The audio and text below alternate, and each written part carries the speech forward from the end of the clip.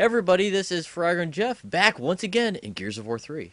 So, we're playing Raam Shadow DLC, I take it? Yes, Raam Shadow. I actually looked up how to pronounce it. And it's Raam, like Raam Space Knight? Yes. Are you familiar with Raam the Space Knight? I am not, but I will agree with you. Yes. Google it. It's got 1980s stink all over it. Ooh, I love me some 1980s I'm stuff. sure it holds up. Yeah, it's fantastic. But this is going to be the first campaign DLC added to Gears of War 3, which is pretty cool. How long is the DLC? Like, how long is the story? I'd probably give it like a couple of hours. Really? Okay. Yeah. It's also pretty neat, too, because you play as both sides. You actually play as Raam for a little while, which is quite cool, actually. It's probably one of my favorite parts of this when I was playing it. And Marcus and Dom and those guys make no appearance in this? Correct. It's all Zeta Squad. Okay. Which has, like, Ty in it and whatnot. That's awesome. Mm-hmm. But, so that's probably the biggest thing about it is it adds about 6 new characters for multiplayer, and then it adds a whole bunch of single player, which is also cool. Any maps? I didn't notice any maps for multiplayer, Okay. but then again, recently with the free map pack and the paid map pack, they've added a lot of maps. Yeah. So there you go.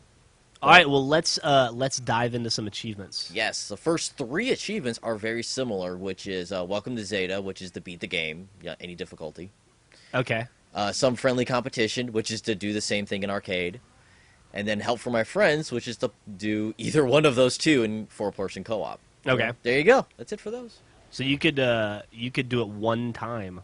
Well, twice. And get you have to do it twice. Yeah, twice in total, but you're going to get 2 in one go, which is cool. Yeah, that's not bad. And it's also no difficulty, as you noticed. 75 points, just like that. Exactly. And then we have 2 of them that are dedicated to being on the Horde side of the option, which is Finger of Doom, which is as Raam, kill 50 gears using your krill. That's actually really fun to do. Not to be confused with your Krull. Yeah, which is not a good movie. No, not a good movie. You know who's in that movie? I can't remember. It's been a while since I've seen Krull.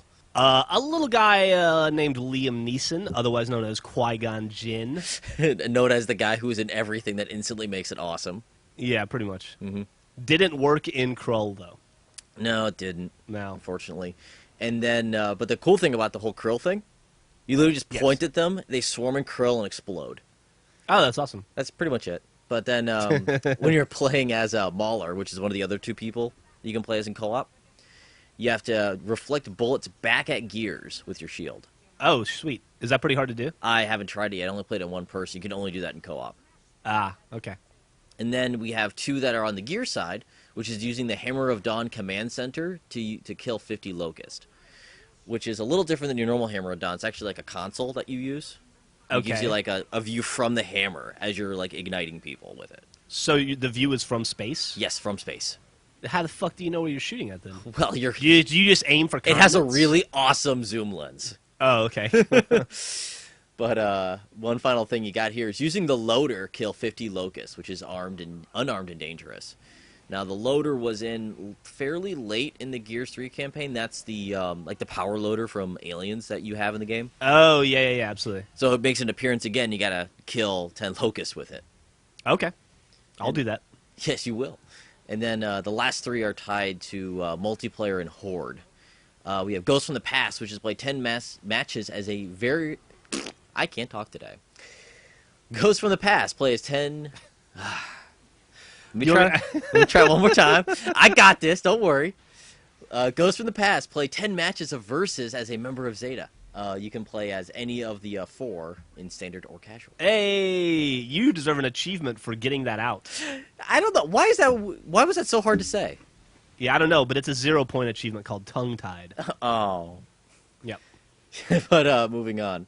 The one that's probably the hardest in this whole thing, which is foreshadowing as Raam, execute Min, or however you pronounce the Asian guy from the first game, 10 times in versus multiplayer, standard or casual. Notice it doesn't say private. Oh. So in other words, you have to play as Raam, and then play the actual multiplayer and execute people playing as the other guy.